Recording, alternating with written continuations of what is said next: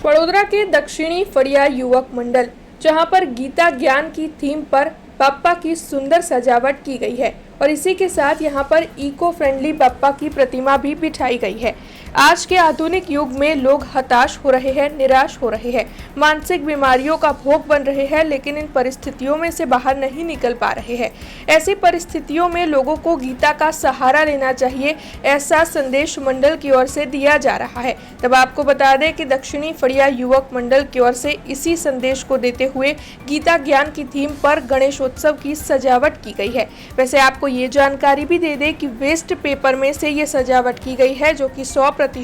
Eco friendly है। मंडल के संचालक मिलिंद धादड़े की ओर से इस मामले में ज्यादा जानकारी भी दी गई है। उनका ये कहना है कि जो भी गणेश पंडाल में प्रवेश करता है, सबसे पहले तो उनके हाथ पैर धुलवाए जाते हैं, फिर उन्हीं के हाथों गीता जी पर पुष्प अर्पित करवाया जाता है, जिसके बाद पंडाल में बाप्पा के दर्शन करने के लिए भक्त आगे बढ़ पाते हैं। वैसे आपको बता दें कि श्री जी की प्रतिमा के पीछे भगवान विष्णु की भी एक सुंदर प्रतिमा वहां पर रखी गई है, वो भी इको फ्रेंडली तरीके से ही तैयार की गई है। दक्षिणी फड़िया सार्वजनिक योग मंडल पेंटर तानाजीनी गली सिद्धनाथ रोड આપણે 2016 સંપૂર્ણ એટલે કહેવા જઈએ તો 100% ઇકો ફ્રેન્ડલી ગણપતિ બનાવીએ છીએ પેપરની પસ્તીમાંથી અને સંપૂર્ણ ડેકોરેશન પણ 100% પેપરની પસ્તીમાંથી જે અમે 2016થી બનાવીએ છીએ અને આ વર્ષની જે થીમ આપણે રાખવામાં આવી છે જે શ્રીમદ ભગવદ્ ગીતા પર છે કે આજના યુગમાં તમે જોશો તો માણસને જે હતાશા છે, નિરાશા છે, જ્યાં ત્યાં ડિમોટિવેટ થઈ જાય છે, તો ભગવદ્ ગીતા એક એવું સ્થાન છે જ્યાં એને ત્યાંથી એનો રસ્તો મળી શકે છે। આ થોટ અમે જે ગણપતિના 3 થી 4 મહિના પહેલાં અમારા છોકરાઓની મિટિંગ થાય છે અને જે પણ એમની વિચારધારા હોય એ પ્રસ્તુત કરે છે, એનામાંથી અમે કોઈ પણ એક થીમ નક્કી કરે છે જે આ વખતે શ્રીમદ ભગવદ્ ગીતા છે એ અમને 3-4 અમારા સજેશન એમાં સૌથી સારું લાગ્યું। એ હિસાબથી આજે અમે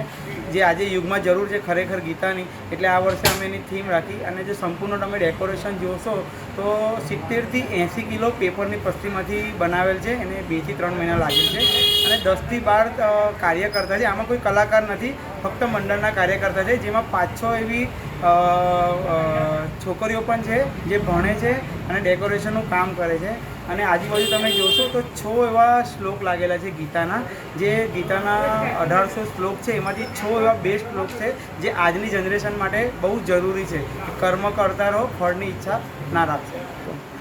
ગણેશ ભક્તોને અમે કીધું એ રીતે એ જ મેસેજ આપવા માંગીએ છીએ કે તમે અહીંયા દર્શન કરવા આવશો તો તમે સૌ પ્રથમ અહીંયા તમારા હાથ ધોશો, એના પછી ગીતાનું પૂજન કરીને તમે અંદર જઈ શકો છો અને દર વર્ષે અમારું મંડળ એક જ છે કે અહીંથી તમે કશુંક લઈ જાઓ, તો લઈ જવા માટે અમે એક જ એ કરીશું કે બહાર અમે એક